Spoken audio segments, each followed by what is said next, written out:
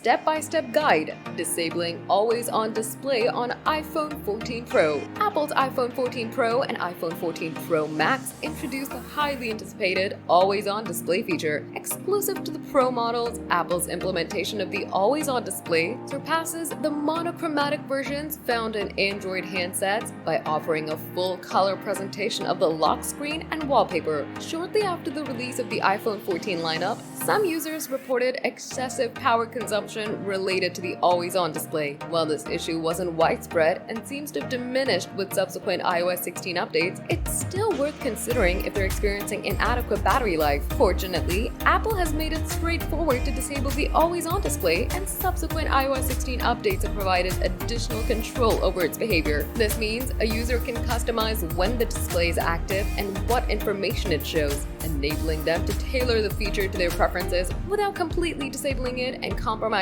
their iPhone 14 Pro experience. How to turn off always-on display on iPhone 14 Pro. Follow these steps. Number 1. Start by opening the Settings app on an iPhone 14 Pro or iPhone 14 Pro Max. Navigate down and select Display and Brightness. Tap Always-on Brightness at the bottom of the page. To the off position, turn the switch next to Always-on Display. Once done, the iPhone 14 Pro or iPhone 14 Pro Max will revert to the traditional behavior where the screen goes dark when locked, similar to other iPhone models.